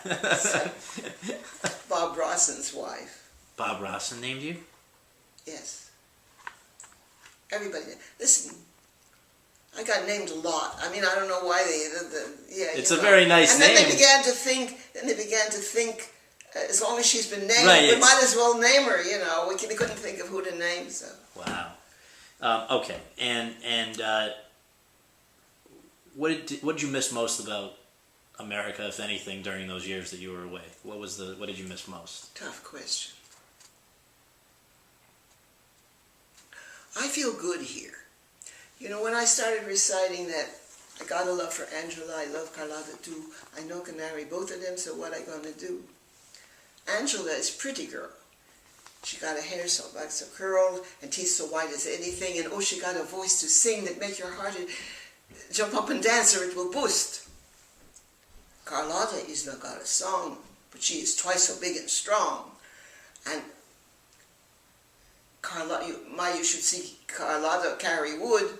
Forgive me, but France is Angela, and Carlotta is the States. France is everything that's lovely and beautiful and thing, and they fall in love with it. But Carlotta is practical, carries wood, she is twice as strong. In other words, here I work, everything is, life is easier,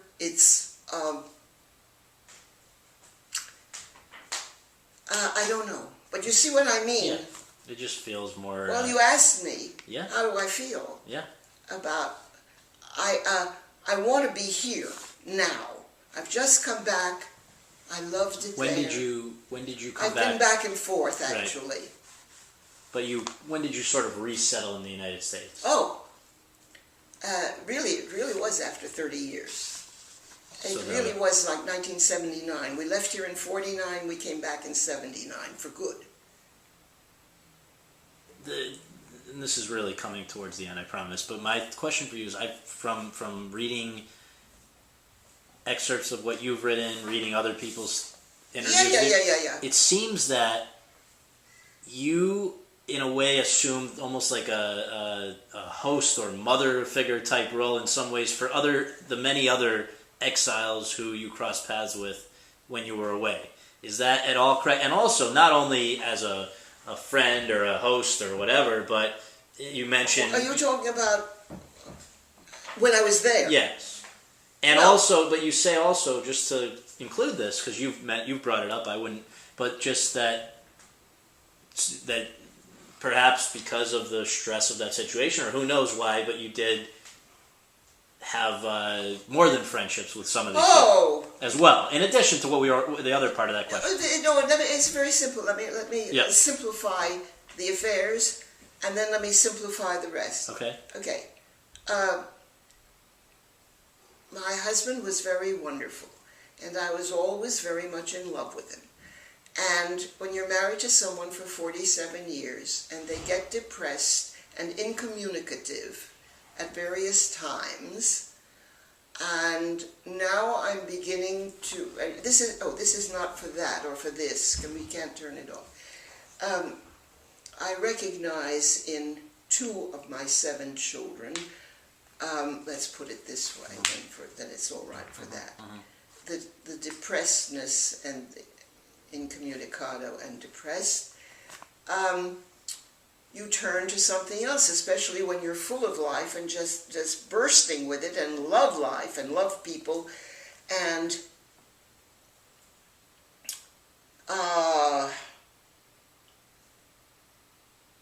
after all, I did not have, and this is interesting,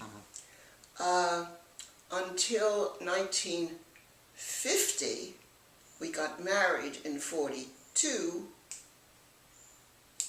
I did not have an affair. So for 7, 8 years, I did not have an affair, nor would I have even dreamt that I would have or that I could have, would never have dreamt of such a thing. But when you live with, and it's very possible that the blacklist and living in a foreign country that he wasn't that, he did learn to love France, but it was not his country. And things were very hard for him, a lot. So, that may have intensified the depressions and the bitterness and the bitterness and the bitterness and the depressions. And so, when there was a chance of, I suppose I needed men to help me, or I thought I did. You mean to feel better about To yourself? feel, to feel alive. Mm-hmm. Otherwise, because whatever people don't understand, no matter how happy I was with France, and no matter, I may be responsible for sort of turning us to France instead of England, which might have been better for him. For me, anything, England, France, Germany, Italy, to cope with a family in a foreign country where you're not, and you haven't really sunk your roots down, you don't know what, these were intensely difficult years. And I'm not looking for alibis, but people don't, the first few years I said were pretty difficult. And I guess, I don't know, I became sort of a chatelaine of where we lived was the most extraordinary place. We lived first in Paris, but then we thought the children needed a kind of a country house where they could run around, so we bought acres and acres in the country, but 10 minutes from the Cannes, from the Cotton Bar.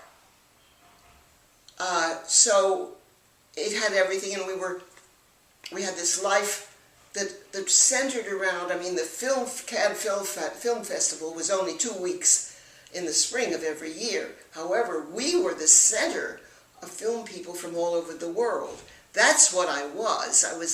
I don't know how you say chatelaine in English, but I did sort of, there must be a word. Host or whatever. Yeah. The chatelaine was really, she was the lady of the castle, in the, and where we lived was an extraordinary place. Very old Ma, so beautiful and so marvelous and extraordinary. When you came back Yeah. after 30 years, in what way were you most similar to the person you'd been when you left, and in what way were you most different from that person from this 30? Oh boy. That's a... All right, so I will tell you.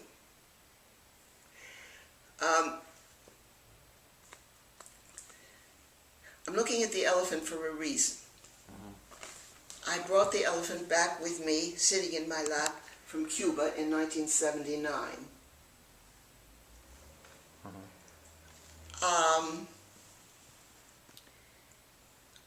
My husband had a massive heart attack on the 4th of July, 1979. I don't think it was, it just happened that way. It was the 4th of July. He had become American from being Canadian in order to serve in the army. And then they had turned him down because his blood pressure was too high. But the whole thing about America and what they had done to him. Because they took my passport, but you know what they did to him? They de-citizenized him. Revoked his citizenship. They took away his citizenship. Yeah. Which was very lucky for him. So lucky. He was given a stateless passport by the French and could travel anywhere and everywhere. Could work everywhere. Could do them. And I couldn't anything. But, okay, now let me see. Let me get back to what you want to know. Am I a different person when I got back to America? Okay, so I'm going to... It did have to do with this, the heart attack. Because I want to explain something that doesn't come out of that book.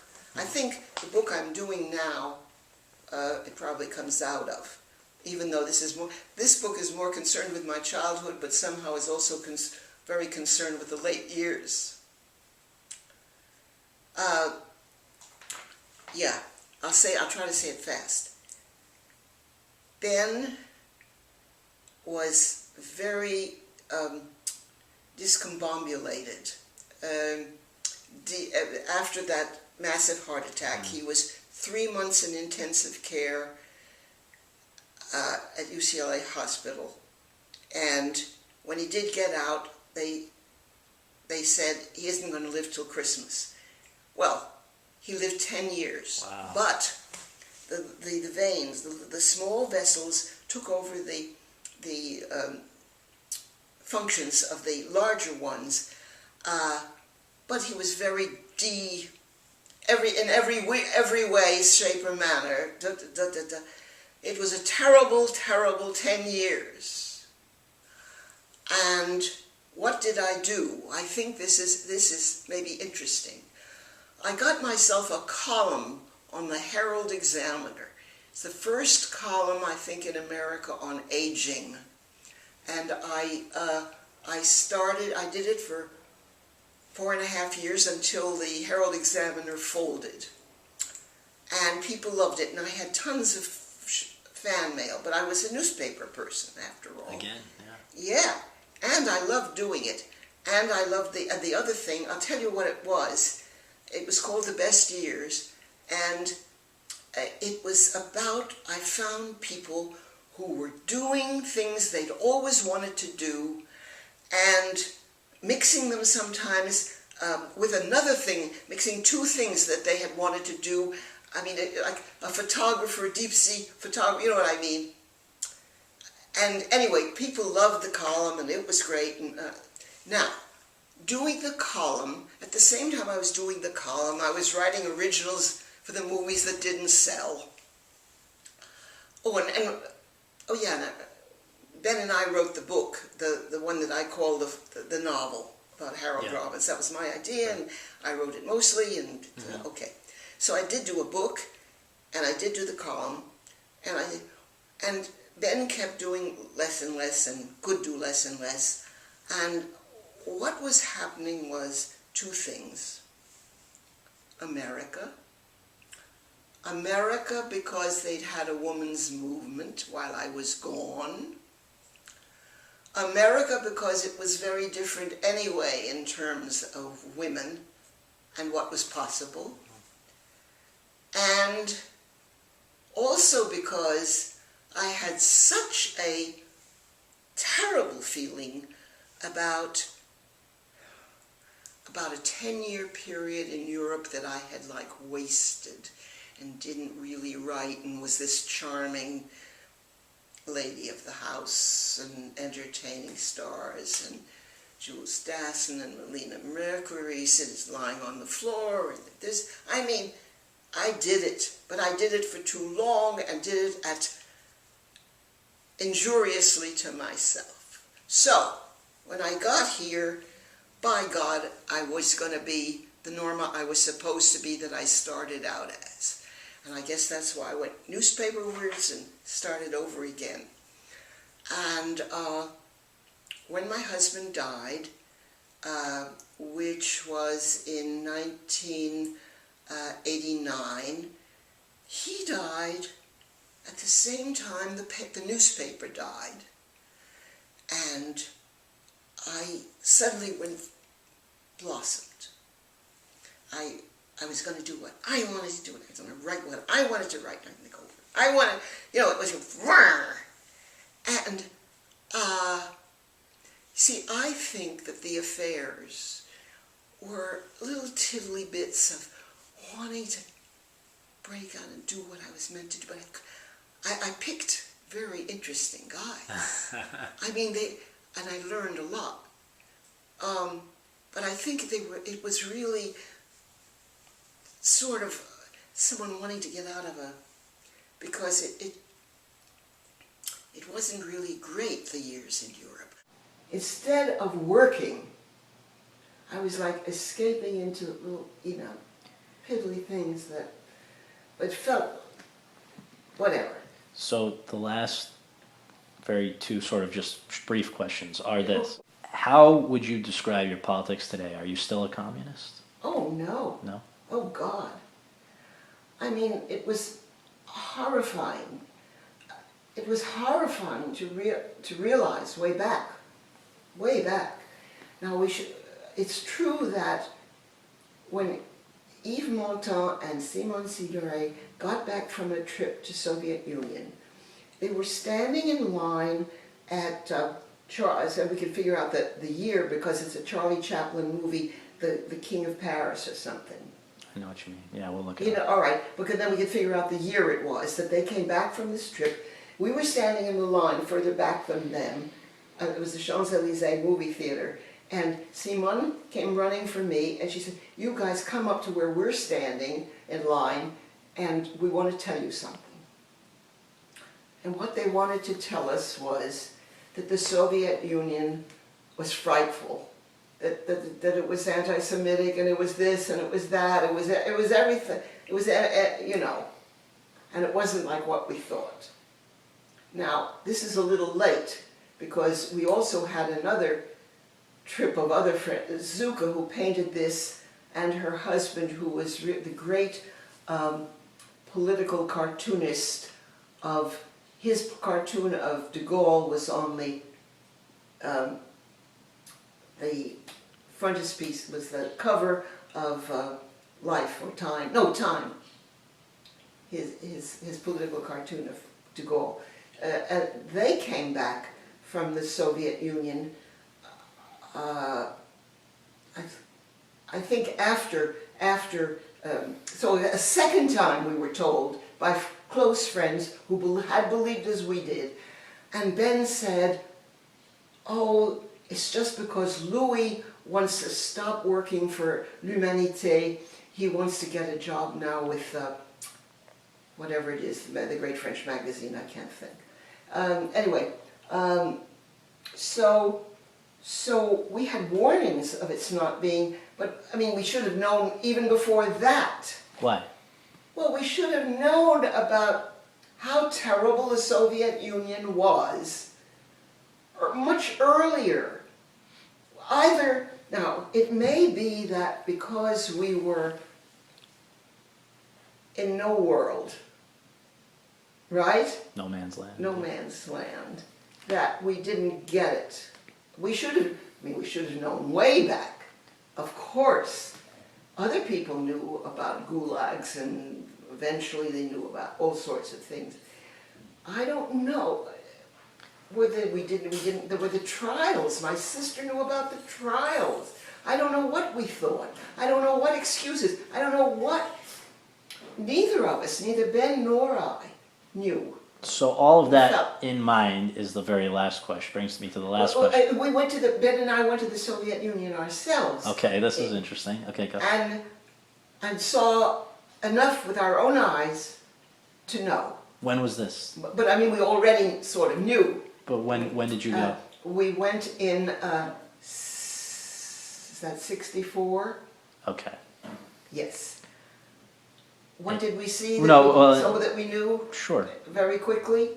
Well, that's not my question, but I'm curious to hear that. Well, we realized from our guide, our translator, she said that she had taken her child out of school and because the schools were so rotten, they were only good for the apparatchiks. And then I insisted on visiting an island in the Neva, in Leningrad, and I saw how marvelous it was for the apparatchiks, the summer camp, and for the children, the thing, everything was just done for them. I saw a lot of that, and little by little, just was enough. We saw, and we felt, but we were already convinced even. We wanted to see with our own eyes was it really true, it was so awful, and it really was. So that being the case, this is the real last question. Do you now, knowing what you know now, yes, if you could do it all over again, would you do anything differently? Do you have the fact that you sort of sacrificed so much for something that may not have been worth your sacrifice? Not that you're not. Let me correct that, because that sounds wrong. I would have been a socialist anyway. I would have I would have helped all the causes I helped anyway because I believe in them, and I would do it now, and I would, no, it's just that the Communist Party was a terrible thing, the way it operated, the way a dictatorship was possible, the whole bit was frightful, and I don't even know how someone like me could not see it. After all, I majored in government. Oh, and I had a warrant at my Harvard, I had my tutor, you know how we have a tutorial system at Harvard. And Fritz Morstein Marx, who was not Jewish, Marx, but he was not Jewish. He was an administrator, a city administrator in the city of Hamburg, and he had had to run for it from Hitler, even though he wasn't Jewish, but because he was socialist. And he warned me. Now, I didn't have any, he warned me, I mean, it was before I had any, I never even thought of the word communist until I hit here, really, that night and so forth. 21st birthday. But, yes, I had sympathies with socialism and thing, but he warned me, and he talked, I think, about the trials, and that it wasn't savory, and that one mustn't get taken. So I had I even had a warning, and it was so stupid. Well, I really appreciate I think that's that. a good, that's a good place to end it. Yeah. I was stupid. Well, thank you so much. I really appreciate it. But most everything I did, I would do again.